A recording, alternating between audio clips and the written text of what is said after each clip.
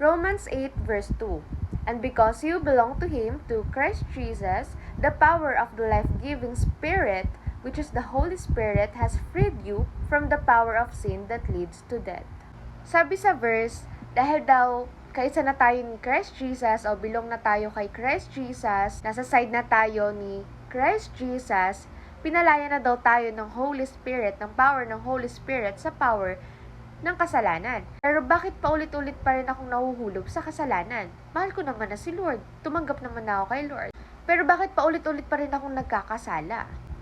You know why? Dahil yung power ni Holy Spirit na nagpapalaya sa atin from the power of sin, which ang effect sa atin ng power ng sin is hinihila tayo niyan na magkasala, tinitempt tayo niyan, inaakit tayo niyan na makagawa ng mali, na magkasala against God. Ngayon, paano tayo papalayain ng power ng Holy Spirit sa power ng kasalanan? By cooperating to the leading of the Spirit, of the Holy Spirit. Hindi lang matatapos na mahal natin si Lord, hindi lang matatapos na tinanggap na natin si Lord as Lord and Savior.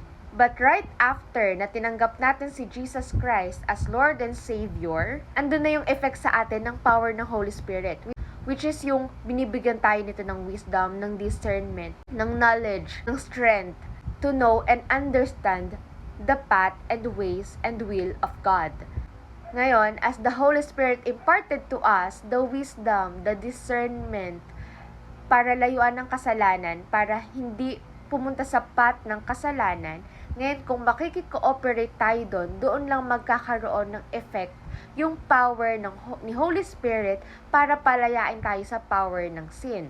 Ngayon, kung hindi tayo makikikooperate kay Holy Spirit, sa leading ng Holy Spirit, at nakikooperate pa rin tayo sa buhay natin dati na makasalanan pa, na hindi pa natin kinikilala si Jesus as Lord and Savior, ibig sabihin, nakikikooperate tayo sa power ng sin, hindi sa power ni Holy Spirit.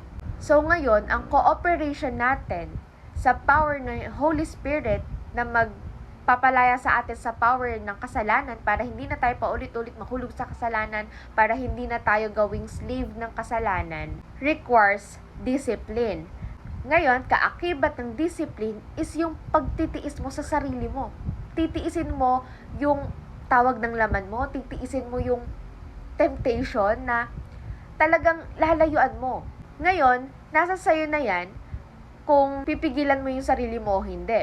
Madalas kasi, ang excuse natin, ang hirap eh. Oo, mahirap, pero kaya. Kakayanin. Pero, nasa sa atin yun kung kakayanin natin o magpapadala tayo sa ang hirap eh. So, at the end, kasalanan pa rin natin. Nagpadala tayo sa kasalanan kaya hindi natin maranasan yung full effect ng pagpapalaya ng power of God's Spirit sa atin from the power of sin, dahil tayo yung hindi nag-aalaw kay Holy Spirit na palayain tayo sa kasalanan. Wala namang hindi mahirap eh. Lahat ng ginagawa natin mahirap and it takes effort. Lahat ng ginagawa natin sa mundong to, it takes effort.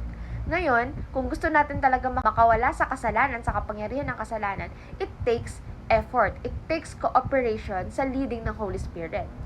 Kung sinasabi natin na mahal natin si Lord, tinanggap na natin si Lord as Lord and Savior, imposibleng hindi mo marinig yung leading ni Holy Spirit.